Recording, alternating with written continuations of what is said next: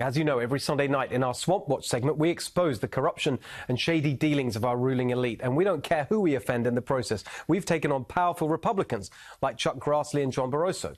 We've taken on powerful industries like the big banks and big tech.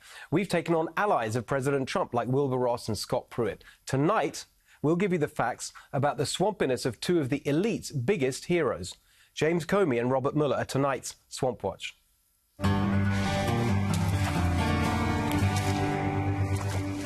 The establishment described James Comey as a straight shooter, Robert Mueller as a decorated war hero. Mueller and Comey are model public servants, we're told.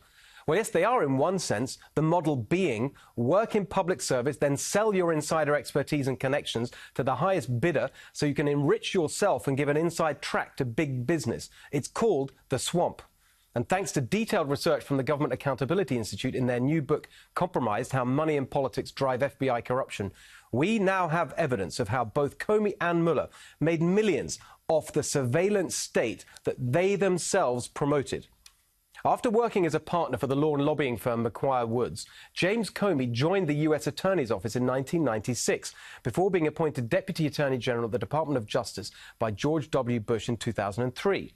In this role, Comey repeatedly advocated for ever-increasing government surveillance, for example, by supporting the expansion of the Foreign Intelligence Surveillance Act, or FISA, in 2003. In 2005, Comey jumped ship to the private sector. And guess where this champion for spending billions of dollars of your money on government surveillance ended up? Only at one of the biggest recipients of those billions, Lockheed Martin, one of the world's top government surveillance contractors and a linchpin of our corrupt military-industrial complex. By the way, Comey wasn't in some minor advisory role. He was Lockheed Martin's general counsel, its top lawyer, and a senior vice president. Robert Mueller, meanwhile, had risen to the top job at the FBI. Comey and Mueller were extremely close friends. They were both mentored by Eric Holder in the 1990s when Holder was working in the Clinton administration's Justice Department, and Mueller and Comey were junior prosecutors in Washington, D.C. and Richmond, Virginia. They worked side by side in the early 2000s on an investigation into the Khobar Tower bombers, and both attending a large number of top-secret threat briefings together. Comey has said that Robert Mueller was the one person in government he could confide in. They've often been described as brothers in arms.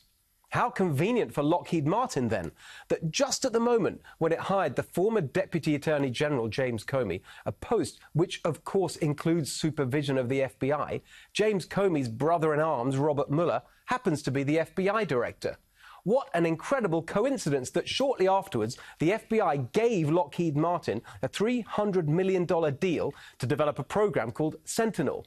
And what a further astonishing coincidence that Robert Mueller's FBI then awarded James Comey's Lockheed Martin a $1 billion contract for a biometric surveillance program called the Next Generation Identification System.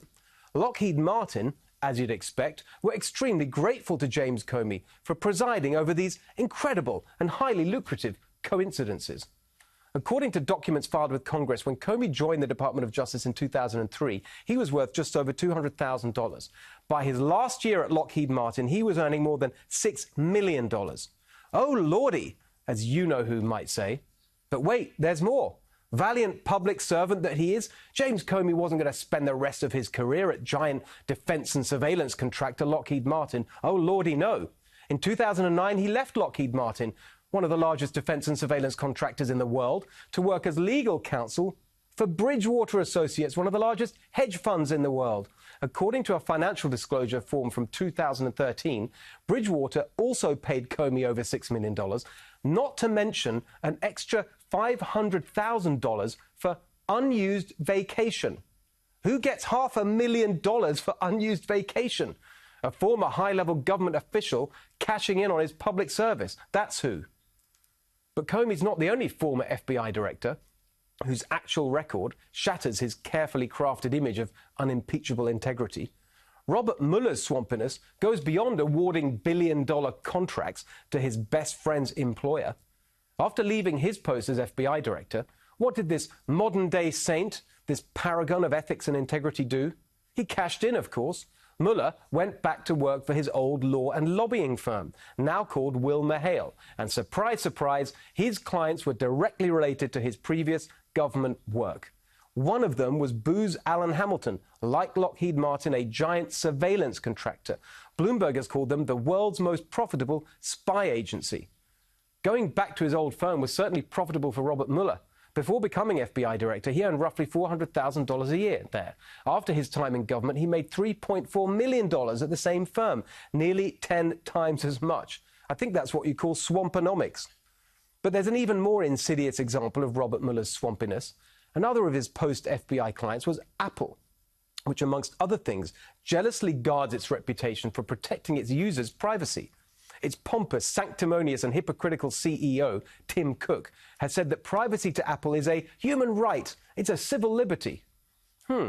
That certainly seemed to be the case over the San Bernardino terrorists when Apple famously refused to cooperate with the FBI.